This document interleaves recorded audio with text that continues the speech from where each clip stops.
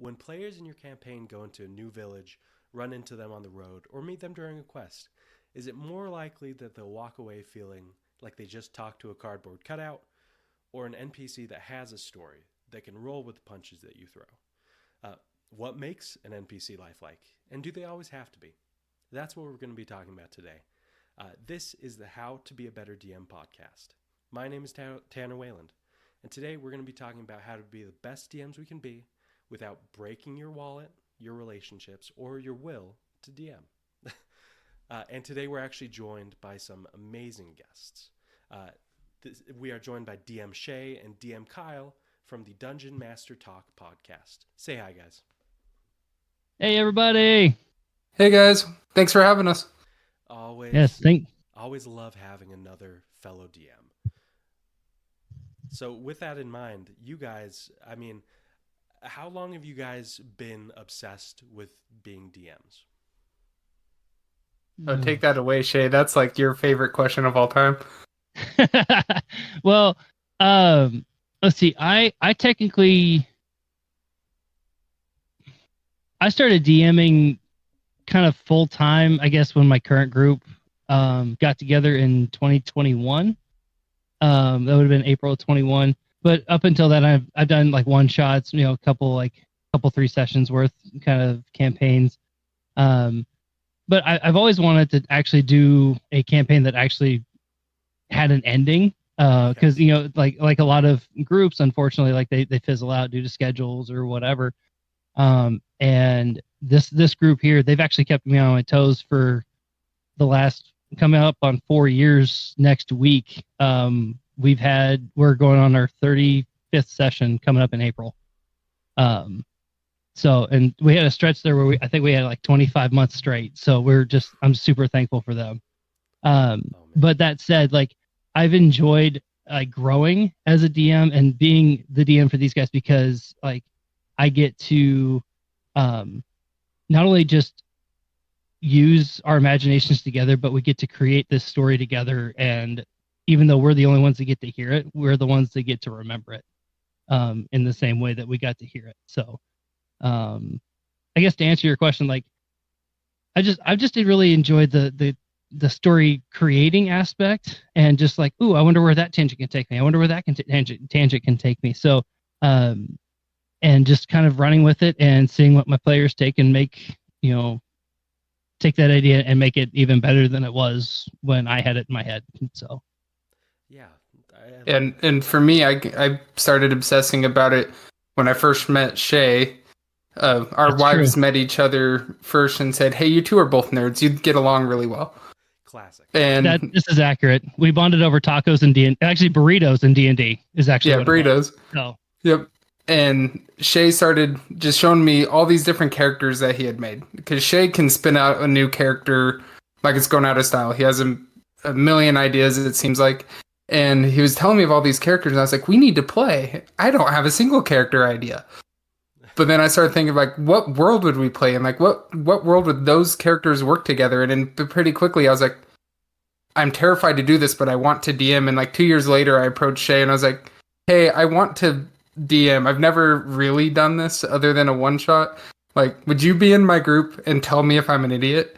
And otherwise, let me just be an idiot and DM this. And he was like, well, you're not an idiot. You can have a ton of fun and we'll have a blast together. It's us. It can't go wrong. And that was really the confidence I needed to launch off. I think it was really like, what's the worst that could happen? I think is really what was said. And, everything spiraled up from that. So. Exactly. I love that.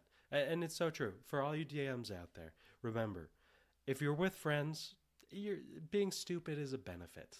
It's really like, yeah, it only helps you have a great time. And especially that's true with D&D.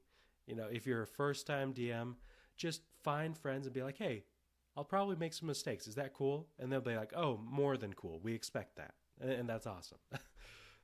One of the moments of my campaign that we talk about the most, I described that there was a calf, like a baby cow. Yeah. And I was like, and it's mooing, and I didn't move. I made it like, because I grew up in central Nebraska. I'm very familiar with what cows sound like. So I was like, it sounds like, I was like, wait, that's an adult cow. That's not what it sounds like. It'd be more like, "Meow." And then they're like, wait, it mooed twice. We don't think it's real. And I was like, no, no, no, no, no. I was playing around with the noise. And they're like, no, that's a mimic. It mooed twice, 2 different moos. It can't be a real cow. The obsession around and I was literally just trying to like add a little bit to my scenery because I was like, I'm not good at, I literally going into that session, I was like, I'm going to work on how I build up scenery. I'm going to add more realism into the scenery. And then I mooed for this cow and it derailed that session in probably the first half of the session after because they were like, this cow means something. He wouldn't have done that if it didn't mean something. There's no way he would have done that on accident. It was clearly like, I just want the world to have more in it. We can neither confirm or deny how long we actually chased the sound of that cow. Oh, it was a long time, and it still gets brought up. That is so good, and I love it. But it's a great launching off point. Talking about realism or lack thereof, let's talk about the topic of our podcast, how to make lifelike NPCs, and why you would want to do that.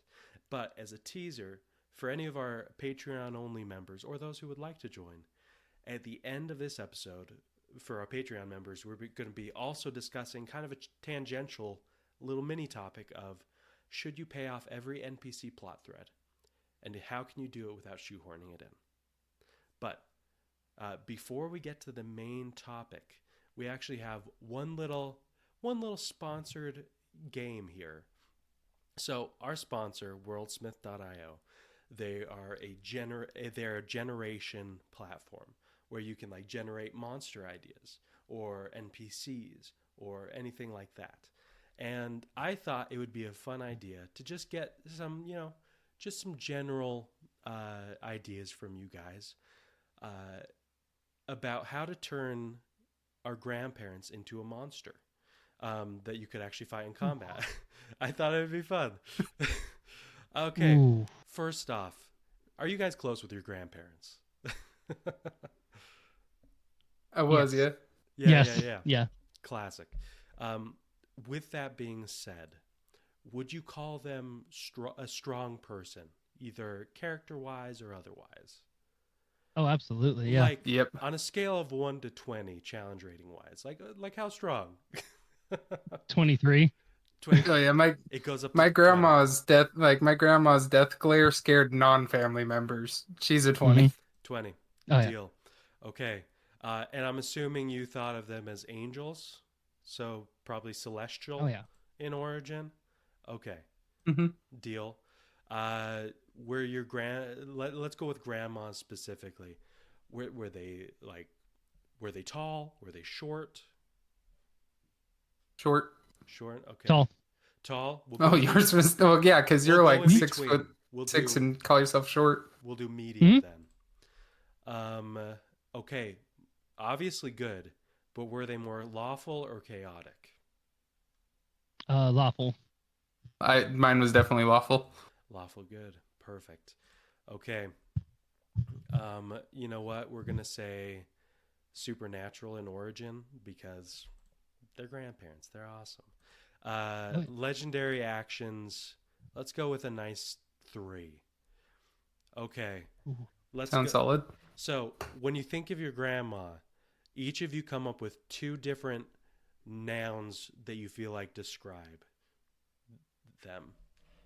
Nouns. Let's see. Well, the grandma I have in mind, she was a substitute English teacher back in the day. So I would say that she had a +5 to perception, especially to literacy checks. Okay. I was just thinking like nouns like, all right, my grandma was a boss. Like a boss. Right. I definitely wasn't thinking through my stats. Okay, boss. Let's see. Did she have charisma? Charismatic? Yep. She was a piano teacher, so high intelligence and good dexterity. Definitely good dexterity. Yep. Yep. Oh yeah. Okay. And she was stubborn, so that Constitution score is good. Constitution score. Okay, guys. No promises here, because I wrote +5 to perception, writes well, charismatic, high intelligence and dexterity, high Constitution score. This is like a broken most thing. of them. Yep. We're not gonna say bad things about our grandmas. Nope. I'm pretty sure we're just describing a solar deva at this point. So it's the same thing. Yep. Yep. Okay.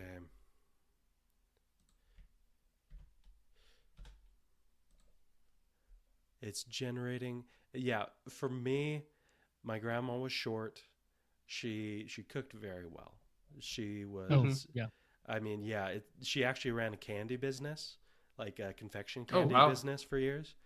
And there's a great story of me going with my grandpa to like one of the candy shows where there was just like a bunch of like homemade stuff. And getting super sick and just throwing up all over the stalls. Great story. I'll have to tell you that someday. Okay, so we have Celestial Matron Archlore. Medium Celestial, Ooh. lawful good. The air tingles with a serene energy as the Celestial Matron Archlore manifests before you. Her presence is the embodiment of wisdom and nurturing power, her gentle demeanor veiling an unfathomable strength. Though her form is humanoid, it radiates an ethereal glow that bathes the surroundings in a soothing luminescence. Her eyes, pools of star-like galaxies, speak of infinite ages and kindness. Her hands, deft and skilled, there it is, weave complex symbols that shimmer into existence around her. She stands as guardian and guide, her aura as a beacon of hope and justice in the bleakest of times. Lore. Archlore is whispered among sages to be the progenitor of celestial wisdom, a timeless entity from beyond mere mortal understanding.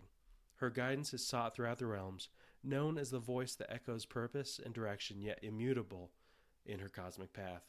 Armor class 24. Hit points 400. Walk Accurate. speed 40 feet. Fly speed 60. So, yeah, she's got her lowest modifier is +2 strength. Everything else is like 6, 7, 6. Wisdom is 9. Charisma 8. Woof. Yep. That'll do it. Dang. Yeah, you talk your way around this one. Yeah. Seriously. Even then, may the odds be in your favor. Yes. Yep. She has a celestial radiance. The matron emits a radiant aura within 20 feet. At the start of her turn, she bathes allies in healing rays, restoring 20 hit points to each.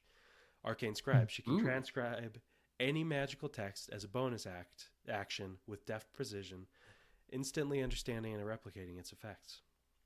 Also, she has multi-attack. 3 attacks with her radiant staff. Is one of those a frying pan? Like what's the weapon of choice? You know, the great thing about Worldsmith is I can change the radiant staff to radiant frying pan. There it is. Gore. Frying pan. Crush. The ultimate weapon. Yep. Yes. And then has Starverse Slash, which is a +14 to hit. Classic. Target is engulfed in celestial fire, taking 18 radiant damage at the start of each of its turns for 1 minute. It's 4d8 That's a lot of cover for a whole minute. A successful DC 22 Wisdom saving throw ends the effect. No biggie, just 22. Yeah, you got this. Easy. And so, it's fine. Just so much going on there. And I think there's a lot to read about this celestial matron Archlore. But thank you for going along with me down that little sponsored that's fun. Monster generation. But they're not a monster. They're your grandma. You work 8 hours a day. You spend time with your family, and when you come home, you do work around the house. And it seems that you never have as much time as you would like to prepare for your D&D sessions. Does this sound like you? Wouldn't it be amazing to have endless material prepared for your D&D sessions anyways? That's where Roll and Play Press comes in. Roll and Play Press provides D&D 5e compatible material for any type of session. Running a one-shot? Check out their One Shot Wonders book with over 100 one-shot ideas. Getting started with a new sci-fi campaign. Get their Game Master's Sci-Fi Toolkit to have your games much more prepared with much less effort. Why reinvent the wheel? Check out Roll and Play Press at rollandplaypress.com, see what they have to offer, and get a 10% discount when you buy something by using the code BETTER-DM10, that's BETTER DM10 at checkout. Give yourself just a little bit extra help so that you can continue being the world's greatest dungeon master.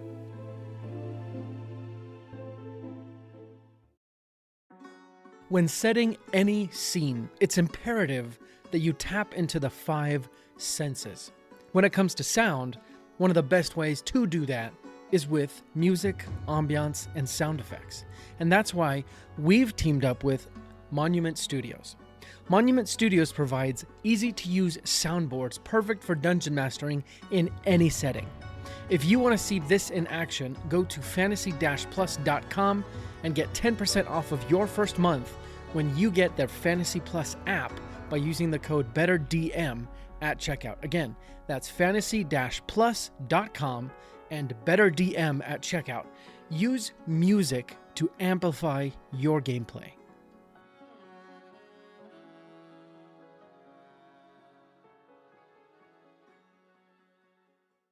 Okay, let's get into the actual topic now. Lifelike NPCs. Here's a question for you guys. Do you feel like you're particularly good at making your NPCs feel lifelike? So, lifelike in D&D versus lifelike, it really does, I think, depend on what you're going for in your campaign. Yeah. I have my characters that they have the rich background that my player group, like, they're enamored with, but I wouldn't say that they're lifelike in them into this world and it works, but they're lifelike in that they feel like they belong in the world and they feel like they're shaped by the world. Okay. And then I definitely have my most common NPC though doesn't feel quite that way. They feel like they belong in that instance, but not like, oh, you could meet them out on the street and it'd make as much sense. Typically because if they're on a run-of-the-mill play session, it's not that this NPC isn't important. It's that they're not necessarily the plot thread. So if they're just looking for a shop because they wandered into a town, unless, like I said, it's the city I built where I've literally spent the last 6 years working on everybody that's in the city. But pretty much every other one, the shopkeep, it was this, okay, what are my standard motivations for this town? I roll my dice to determine if the shopkeep is in line with those or opposite, and then kind of go accordingly from there. I love that. That's good. I think I told you this in the email. I've been kind of stewing on this one for the last week or so, and it was really ever since our last play session. To make a long story short, they just got done with another boss battle, and the reason they knew about this boss in particular was because one of the players had been having like a kind of a like prophetic dream about having this person like seeing them in their dreams, and like kind of there's a little bit of like a telekinetic connection between the two of them. But when they first met the guy, the bad guy essentially was sitting at the front of this altar, and this particular player walks in, and they start talking, and he basically goes, "Well, who are you?" And the bad guy looks at him and was like, "You don't know who I am." And to me, it was like, okay, I got introspective for a second, because did I make this NPC rememberable enough in his dreams that it was like a simple, like 3-word description? They'd be like, I know exactly who this person is. But I think to your point, Kyle, it's like, if I'm going to make them, like in this case, kind of the ultimate person, I kind of want to make them more distinguishable than maybe just like the standard shopkeep that they may meet like once or twice. But yep. I think the way that we describe them and we don't necessarily have to do like an 8-page backstory on them, but we can at least get them to the point of like realizing, okay, this is somebody that is going to be important to you going forward, versus this guy that you walk into a shop, buy something from him, and walk away. Yeah. So I guess to answer your question, I think it just really depends on the amount that you're wanting to put into this character, this NPC, versus just having one on file for, I need a random shopkeep for XYZ. Yeah. Yep. So, and with my group, I've learned, and I did this to myself. My group had a really, I'm not going to say bad habit, but they had a habit for a long time of never seeking to know the name of somebody who they interacted with, never really trying to dive into it more than what's the thing I'm supposed to get from you. And so I started making it a lot harder for them to get that thing from the NPC. And when they were finally like, hey, you know, you've said we're taking too long in these places, but you're making it really hard for us to get this info. So I was like, yeah, I want us to progress, but I want you to interact with my world. You don't even know their name. And now they'll be like, who's out on the street? And I'll be like, there's 5 people out walking. They'll go up to all 5 and ask them their names now. And it's to troll me. And that's what I love about my group. But now if I have a standard shopkeep, I can tell that they're trying to tease out of me, like, do you have anything for this guy? Or is this shallow? And then if it's somebody that they kind of deduce that I don't have much for, they're going to make me come up with it in the moment. They're going to suddenly try to get really deep with this character unless I have a hook for them not to. But that's something my play group has started. And that comes, like, we've been playing together for years now. So sometimes they're just in the mood to, like, it's time to kind of rib the DM. Is he on his game today? Or sometimes they're like, okay, we're here to progress plot. We want to play. But my group is very role play focused, so they love to catch me in those moments. And I have a couple players, my wizard, my warrior, and my rogue, that their eyes kind of light up when they realize, like, oh, you didn't plan for me to be here. Now I'm gonna stay here. Yep. It's just a classic player thing to do. And honestly, it makes sense in some ways because, you know, a lot of players have been conditioned to be like, oh, most of these NPCs are they're there for one purpose and one purpose only. Let's just get to that purpose quicker, right? I want to move on to something more substantial. And maybe that's a fault, you know, for us DMs to realize, like, oh, maybe I do that too often. Or maybe, like, when I do have an NPC who isn't particularly useful, maybe I don't telegraph how they could be useful and just move the story along. But you also spoke to the fact that, like, a lifelike NPC isn't, like, Kyle, you said this, and I thought it was really insightful. It's not lifelike in the way that, you know, you go out on the street, you talk to somebody, right? It's lifelike in the way that you know that they have a deeper connection to the world. You know that they probably have their own development, their own goals, their own dreams, right? But at the same time, you have to make it so that it also coincides with what the players are doing, so that they actually have a reason to talk to that NPC. And Exactly. I guess in my it kind of brings up the question in my head, like, can you make it too lifelike? Can you put in, like, where's the point where you've put in more effort than it's going to return to the campaign, right? I think I learned the answer to this one very much the hard way. I had a character that I wanted to introduce while we were still going through the the pre-built Lost Mind of Fandelver. Yeah. But I wanted to introduce this character that wasn't from the book, but I wanted him to have a very organic introduction. So the Red Brands are common enemy in that campaign. Not going to go into spoilers in it. If anybody wants to play it, go through it later. But the Red Brands are essentially your run-of-the-mill bad guy. And they're a nuisance throughout most of it. I wanted to have one of them that, because my party had a tendency to finish off everyone that they came up to. So I wanted this to be one that got away. And I wrote for him and I wrote for him. Like I had probably 3 to 5 pages worth of notes just around this one NPC. And the group hunted him mercilessly. My plan was I'm just gonna this is gonna be something that I truly do railroad. He is getting away, and I normally don't believe in railroading, but then my group had not 1, not 2, not 3, but 4 natty 20s that night. So the dice said no, this guy does not get away, and you can't. There's a certain point as a DM where you just got to kind of accept that, like, well, I'm got here, and they finished him off, and I was like, that's like.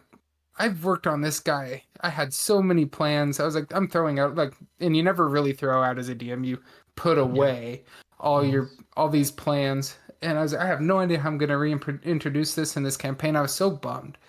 And that's really, I think, the answer is if this plot thread isn't explored, or they jump it, or they avoid it, or they go the opposite way on it, does it give you that, like, I wasted so much time feel? Then you went too far. But if it's, you know what, that didn't go the way I thought it would. It honestly went better. The way they played it fits so much better for their characters. They understand them better than I do. I'm so happy. Then that's the right amount. And that really is, I know that's not a time listener so much of the time, like, oh, you didn't give me, like, I should spend an hour on this. It depends on you as a DM and your kind of prep style. I love building the world much more than I love building the people in the world. And I had to learn to love to build the people in the world. And so for me, spending more than an hour on a single person in the world, that's not who I am. And if I'm doing that, it's a very important character. And so it's someone that I am intentionally fleshing out, because even one interaction with this character has to matter for the players. But everybody else, like 10 minutes is probably the most I'm going to spend on them, even if I'm going to make sure that they're fairly well-rounded for an NPC. But that's because I've kind of got it down to, I hit what's their motivation based on the area, what's their kind of one unique thing, and then throw in the kind of rest into a like I get a random name generator name going, and then I have like a table that is what are the odds of what kind of races within D&D is it, like what's the odds that this is an elf, what's the odds that this is a human, what's the odds that this is a dwarf, and I roll my dice. And then that shapes out a little bit more, because if they're like a rarity, then that area I want to make sure that then they're not just like a side character. I want to make sure, because I know my playgroup's going to be like, oh, hey, look, an elf here that we don't see a lot of elves in this area. They're going to interact, so I make sure I have a little bit more. But if it lands on human, and humans are the most common in that area, I'm like, okay, this is enough. I can move on to the next one. Yeah. Shay, what about you? Yeah, I think like Kyle kind of hit on it too, is like kind of finding that fine balance of making sure that the character that you're making is utility enough for what you need them to be. I think that's really what it comes down to, is like, okay, if, for example, your crew is in a town and they frequent the same bar a lot, you might start putting more and more like stock into the bartender, because that's going to be your point of contact. Like, they're going to give you the jobs, they're going to serve you your drinks and your lodging and whatever. Whereas like if you are very nomadic, you may have kind of like a trick or two up your sleeve, just in case they do ask the random, like, what do you want to do with your life question that it may or may not happen. But I think your party will help tell you which people you need to focus on. I think it's good to have just kind of a blank slate, but at the same time, your players will tell you which characters you need to fill out the backdrop for. Instead of having to worry about everything all at one time, your players will kind of help you focus in on the ones that they think that are the ones that need to be focused on, except with the obviously exception of the big bad guy, and that will kind of color into that too. But yeah, to basically quit circling the idea, let your players kind of lead the detail of what they want, and then fill in the gaps at that point. I really like that, especially because it is, work smarter, not harder as a DM. Exactly. I think that's the key to being a DM is like, hey, 100%. let's actually put less work into the stuff that doesn't end up showing up on the screen, so to speak. And instead put more work into the things that the players themselves are showing, like, hey, I'm interested in this, right? Yeah. Like, if they randomly take interest in the random straight urchin on the street, maybe that's the cue to be like, oh, maybe they could have a backstory that I wasn't thinking too hard about before this, but I can actually flesh it out.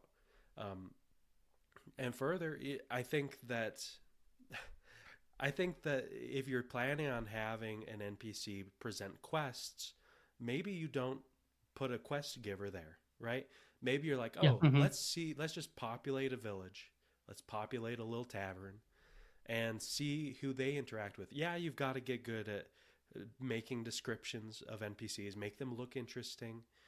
Also, like, oh, roll a perception check. And like the little tidbits of conversation you drop, you want to kind of give breadcrumbs, but don't worry about making the whole piece of bread that breadcrumb leads to until the players are like, oh, I actually want this one, Yeah.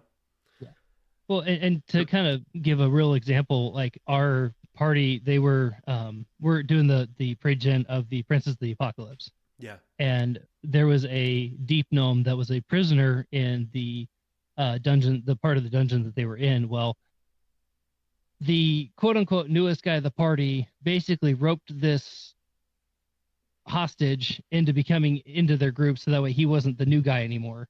So that way he was kind of moving up the MLM of their own group that wasn't actually. But anyway. Yes. Love it. But they basically had him kind of tag along, even though like they've paid him a little bit of mind, but not really. He's just kind of been drug along with the story.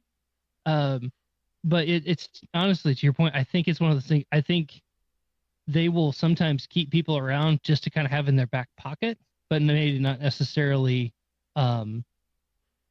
use as part of the quest. Essentially, they'll just kind of take them for granted and kind of keep them with them, without actually using them. So, my favorite NPC of all time in my campaign was one that I had actually forgotten about entirely. I made him up in the spur of the moment to just had in a character. He didn't even make it into my notes because I didn't think he was going to matter. I had to go back. I record my sessions. When one of the players brought him back up, I had to go back and listen to it. I had to ask him, like, about when did I introduce this guy? And he remembered him and had detailed notes about it, and it was because he wanted to hire him. And he went back and he hired him. He told him to change his appearance. His exact wording was change your face because he didn't want him to be recognizable. Yes. And this NPC ended up being an extra party member for a really long time until very recently when unfortunately he met his end. But that NPC, he ended up having like he won air quotes won D&D. He had gotten a family, and then my party caused a world soft reset. That's what can happen when you work with God. So he lost that all, and then he was very he was no longer. He went from being a fearful NPC that took the backseat in combat to he didn't care for himself anymore, which ultimately led to his demise. And it was a very heartbreaking tale.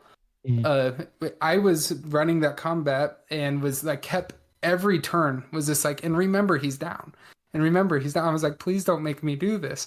I was like, remember he's down. And that's how much I was caring about. And they played their characters right, and what happened. But like I was like, please, this is my favorite NPC now. I don't want him to go. Oh man, yeah, and that's. I mean, it makes me think about the purpose of having deeper NPCs, right? Because it would be so easy to just fill your campaign with basically like info booth NPCs where it's like, yeah, you can just get some info, but they don't actually interact. They don't have like essentially character development based on what the players do, right? Because I love that, you mentioned, there was a soft reset because of what the players did. He lost all that. which I think is a key part of having a lifelike NPC is like, oh, their lives are affected by what the players do. And not just like, oh, they died, but like in a way that like normal lives are affected. You know, they lose a job, they meet someone, they suddenly lose a limb, and they have to walk around like as a peg leg, whatever it is, right? Their life is majorly affected, and maybe even their outlook on the world. But then the question is like, okay, it can be fun for us as DMs. What do you think it does for players when you have more of these immersive NPCs in the world? You start to, big thing I notice of kind of what, it'd be amazing. I wish I went into psychology at all, just because I think I'd understand my party better, or maybe it'd concern me more.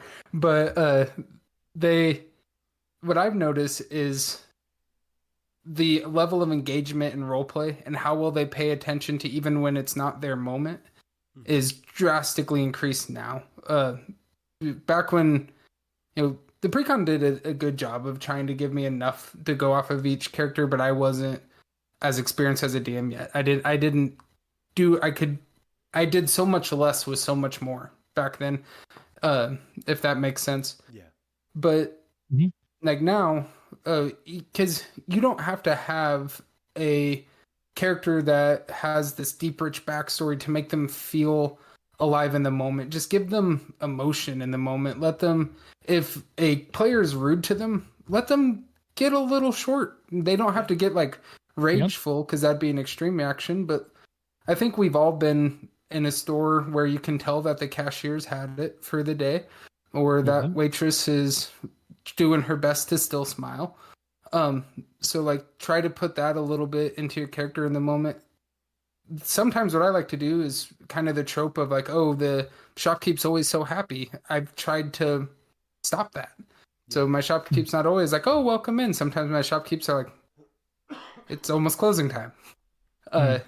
And so just trying to do little things like that, change up your world. And then when you have those deep, rich NPCs having their, kind of like what you were alluding to, let there be consequences. D&D, it's so easy to just have it be like, oh, you just went on to the next town. There's no consequence. I keep a impact, essentially, not really clock, but you can kind of think of it as that, I suppose. But it's when the big bad evil guy isn't on screen, and I have more than one, but what they are doing in the world while the players are active. And then I have an impact. So whatever choices my players do, I normally introduce forks in the road to them in terms of story. So if they didn't go down one path, what's the impact off that? And I'm constantly progressing it, which I think makes the world itself feel more alive, which then kind of innately makes your NPCs feel a little bit better. Yeah, I agree with that. I think, I can't remember game specific, so forgive me for if I screw this, but No, you could. my roommates before I got married, they I think it was Wolves Among Us, maybe. Trying to think of the video game it was called, but it was an interactive story game where you would see in the side corner where like this person will remember this. Yes, that was like you would see the. Yep. Is it Wolves Among Us? Okay, so like that's such a good game. You'll see like the rabbit will remember this, or whoever will remember that you did or did not help them. And so like making an NPC more of a real life character, like going back to your tavern guy, right? Like if you frequent the same tavern a lot, and if you have a lackluster relationship with the barkeep, he might spit in your drink before he gives it to you. Like he'll still serve you because you're a patron of his bar, but he may spit in your drink or whatever, or Charge vice you a bit versa. more.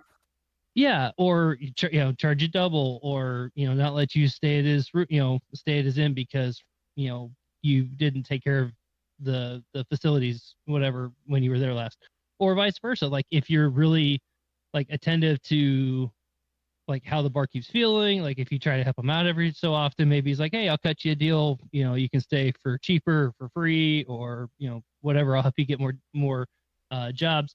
But like you said, because the way we treat people in real life, I mean, that affects what we do later on if we have to interact with them again. So, like, why should an interactive TTRPG be any different than kind of that same interaction in real life? Yeah. So, and I even think that sometimes players don't get the consequences for their actions in the way that would actually be most helpful. Because it's like sometimes we treat it like black and white, where it's like, oh, because you didn't do what I wanted or what the NPC wanted, suddenly they're fighting. Maybe it's not that. Maybe it is just like, oh, suddenly they're like, I'd rather serve a different customer. You know, it's like it's a soft consequence that actually kind of carries more weight, weirdly. Yeah. Because I think it's the unexpected. Like, so I'm very much, I describe myself as an awkward person, and anyone who really knows me, they know what I mean by that. Like, if I have a even slightly embarrassing moment out at like a store, I'll be like, I can't go back there for a long time. And so there's moments in the campaign where I'm running and I'm just like seeing their actions. I'll be like, I can't, like, and I have to catch myself because I'm like, I can't go back there. And I was like, wait, Kyle, this is the game. They're gonna come back, for one, and for two, this is the game. This is how they're supposed to be playing. So we have to. I think forever I kind of warred against that. Like, I don't want to introduce that feeling into my game. And I was like, wait, that's real life for me. And I know that everybody who is playing in my game, they're all real life good friends of mine. They know they get who I am. So the first time I ever kind of had that moment where the barkeep was like, you guys can't come back. Jared was like, did we make you feel awkward? Sorry, name drop one of my players. My wizard was like, did we make you feel awkward? And I was like, yes, absolutely. And so I was like, you guys aren't welcome back in that bar. Now magically there's another one, another tavern down the block that you can go to, but it's not that one. It is oddly laid out exactly like this one, with slightly different people and slightly different furniture. I'm going to flip the map over. It's just the mirror. It's just 180 mirror. Love it. Yeah, that's right. That's right. Yeah. And something I just thought about too, Tanner, I think and this is more on the role-playing aspect. Yeah. I think the more realistic we can make our NPCs, the more it invites our PCs to actually get into their character as well. Yes. I think it's one of those things where, like, if we can really tap into the emotion of the barkeep, because, you know, Kyle, you had mentioned, like, the waitress who is on her last smile, kind of, you know, if she's having one of those days, you know, if you're, you know, if you treat the players as they walk in, like, you know, I've just had it, or like, or whatever, the more that we can immerse ourselves in the NPCs that we create for them, I think the wider that door opens for them to join us in the world that we're creating, which allows them to really get that fully immersive experience in your world to make that dialogue go back and forth a little bit better. Yeah. Yep. And the one thing I would just caution to any other DMs out there, they're now feeling like, oh no, please don't pressure me to do a ton of work on this. It's within reason. And that's like with all of it, because it also depends on your play group. My group, they're not, like, we do combat and everything, but that's not their favorite part. For most of them, we all enjoy it to a degree. We don't want to go too long without it, but we don't even do a combat every session. Sometimes we'll go 2 or 3, and then when that happens, I feel like I have to do one to remind them how to read their character sheets, and then before we can get into the ones that matter again. But that's how my group likes to play. I know of, and I've ran one-offs with other groups that's like, combat's what they want. That's the aspect of the game. They're what they wanted to min-max their characters, and they wanted to do it so they could have really fun combat, and they wanted to go against higher power monsters and harder scenarios. And so that's, you know, understand what your group wants, what the goal is. But even within that, like within combat, adding that personality, I think a lot of us think the only time that you can make an NPC feel like they interact with the world, feel alive, is outside of combat. I think that's absolutely not true. That's sometimes the point where you can make it, like, one of my favorite tropes to play out early in a campaign is that really boisterous villain that just seems so tough, and then you get in combat and they're scared. Yep. And they're the ones that are cowering behind stuff, and they're like, they look like they should be frontline, but they're hiding in the back, and then they're the scared one that gets away, or tries to. Like I try to do that to just kind of like shake things up and make them realize, like, hey, it's not going to be always what it looks like. And then you can go from there. You add cleverness into your villains. Like if it's a monster that's supposed to be smart, don't have them stand there and get smacked 100 times. That's not smart. Yeah, let them use the terrain, get partial cover, use your players against each other. Like if you have a wizard trying to stay in the back and you have a magic villain, have them do something that, like, hey, I'm up next to your villain. Your shields are way far away from you. What are you going to do now? Like stuff like that can make it feel like, oh, they're clever, they're thinking. And then, you know, goblins, don't let them do that kind of stuff, but they can still be tricky in their own way. Like I love that Lost Mines of Fendelver had the flood trap, and that was a goblin trap. And it was very much, you had two turns to avoid the flood trap or you got washed out. And I've done that twice now, and one group, not Shay's group, didn't trigger the flood trap, and then Shay's group went head on into it. And then we just started throwing PCs. It was the whole thing. So, you know. It worked. And what I love, because, and let's actually, just to wrap up here, I like that as like a solid tip for how to do this, is play against type, you know, like against the stereotypes. If they're a villain, have them be a kind of weird villain, or like a cowardly villain, or one that you're like, I'm not intimidated by this guy. Why does he keep giving us trouble? You know, or a guy who thinks he's helping you out, but he's actually just ruining your entire adventure. And conversely, have someone who's totally not a villain. Like usually he'd just be the barkeep, or, you know, the little child that that you ask for like tips about town. Have him be like a total douchebag. Like, just be like, oh, you want some some tips? That'll be 5 gold coins. And then he gives them like, oh, there's a nice waffle shop around the corner, and then he runs off, right? Like just. Or here's a broken arrowhead. It's a tip. Yeah, exactly, right.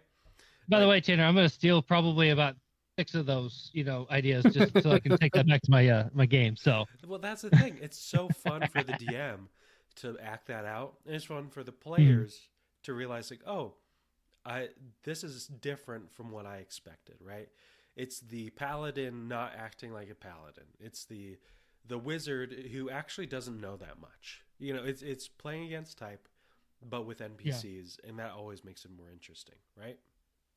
And I think one thing I will add though too, in that same vein, is like you look at villains, and Kyle and I do this on our podcast as well. Like we bring in Marvel and DC a lot because, you know, that's kind of how our brains think. One of the villains that I find fascinating in the DC universe is Dr. Freeze. Yeah. Because the whole, like, his whole thing was he didn't start out to, you know, act like Two-Face or Joker and just take over, you know, watch the world burn. His whole thing was to save his wife, right? Yeah. He had good intentions to start, but by his actions that turned him into the villain that we know as Dr. Freeze. Like, it wasn't his intention to, you know, do all the things that he did. He was just trying to do what he thought was best for his family and save his wife. It was like, so like adding that into your game too is like, maybe your villain didn't start out to burn the world down, but just by a series of events, that's just the way the cards fell, and now he's stuck, or he or she's stuck, or he's just like, okay, I've accepted my fate, now this is the way it's going to be, and then your party has to deal with whatever that ends up being. Yeah, the time we talked about that, Shay, the biggest thing that we said then was just a reminder that the best villains in any medium are the ones that, you know, they're justified in their point. Yes. Not right. Like, they're not on the side of Not good. necessarily, yeah. But you can see how they got there. And it's like the tragedy of it that they arrived at that conclusion. And that's why they can be the most fun and most heartbreaking to write for. Because you're writing for this character, you're putting ton and time into them when you know that you want them to lose. Yeah. Exactly. That's accurate. Thank you, Shay. I love that, because especially, and I think that applies not only to big bads but also to NPCs, right? True. Yeah. Have a reason, that they are the way they are. Like, justify, if they're grouchy, justify it. That's backstory in a way that the players, if they want to, they can delve deeper. Don't put in too much work. We've talked about that, right? Right. Right. Just have a facade on the front that you're like, oh, this is interesting. And then if the players start trying to peel that back, like, you can create something there. Could be a quest. Could be, a simple interaction. Could be a full-on relationship going on that, like, lasts throughout the campaign. Whatever it is, just, have that in mind. So to wrap up here, we like to give our guests a chance to just share final thoughts on the topic. Let's start with Kyle, then we'll have Shay, and then I'll finish. All right, sounds good. Sounds good. Yeah, my final thoughts on this subject are, just make characters that feel like they belong in the world, and then give them a motivation, and make sure that you record their names, because you never know when your player characters are going to want you to hark back to a character from 2 years ago. Trust me, you'll save yourself a ton of time, and find that rhythm that works for you. It's supposed to be fun. Remember that. If it starts to feel like a chore, it's okay to back off a little bit. And I think final thought for me, just when you're creating NPCs in particular, I mean, don't feel like you have to just go on this epic imaginary trail of like, oh, who could this be? Just draw on the inspirations around you. Draw on the people that you work with. Draw on the people that you've met at the grocery store. Your kids, for heaven's sakes. I mean, some of the characters that I've had to deal with are some of the imaginations that my kids have given me, and some of them have worked well, and some of them have been downright terrible. But it's just I guess my big thing is, like, take that inspiration from wherever you can and just allow that to kind of envelop itself into a humanoid shape type form that you can kind of run with in your game. So yeah, I love that. That one, I wanted to talk about that earlier, but I totally agree, especially, like, draw inspiration from the people / people in movies and TV shows, right? Yep. They are a free, source of NPC starting points, which then leads to my last point, which is let your NPCs change, like, seriously change, not just slightly change, in the way that, like, hey, due to the world events, and especially the events that the players cause and the players' choices, let your NPCs get more bitter, more hopeful, more funny, more, distrusting of the NPCs and their motive. Let them change in a way that is very noticeable to the players, and then they'll have more creativity in how they interact with NPCs in the future.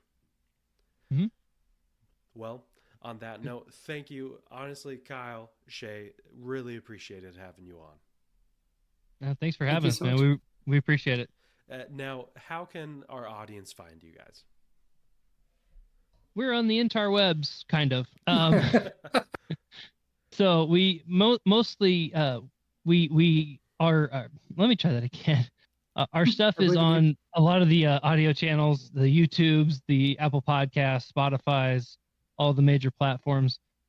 We haven't done a whole lot as far as social media, as we'd like to say on our channel. The social medias, we get a lot of ADD and we just don't post a lot, but we do watch our email to see if we hear from people. So we would love to talk to y'all. Thank you, Tanner, for just having the opportunity to come and talk with you guys here. But yeah, hit us up at dungeonmastertalk@gmail.com. I think we're at DMT the podcast for the X, Twitter people, all the social media Instagram. Stuff. Oh, and the Instagram. Yeah, exactly. That tells you how much I use it. If you message on Instagram, you'll get me, not Shay, but I'll do my best. That's accurate. And of course, they have wonderful podcasts. Go to Dungeon Master Talk Are you guys both on Apple Podcast and Spotify? Yep. Cool. Yep. Go to either one. Listen. They do a lot of what we're doing, just with a wonderful different perspective that Justin and I really enjoy. Now, before we wrap up, remember, for everyone on Patreon, we're going to have a small little discussion at the end just for you guys about paying off NPC plot threads. But I want to thank everybody who's listening. I also want to thank everybody who's involved in the community, to our patrons and our Discord moderators and all of the Discord members out there. And we'll keep bringing back other handcrafted episodes so that you guys have a wonderful time being DMs, right? It's hard, but it can also be very enjoyable. But until then, let's go ahead and roll initiative. Brought to you by Session Zero Studios. For more information, visit sessionzerostudios.com. Do you want to play Dungeons and Dragons with me? Well, you can. We offer professional dungeon master services. That's right. All of our podcast hosts are professional game masters that you can hire for your private or corporate Dungeons & Dragons game. We can do one-shots or long-term campaigns. And if you want to schedule your first session with us, go to sessionzerostudios.com/dungeon-master-4-hire and get started and hire us today.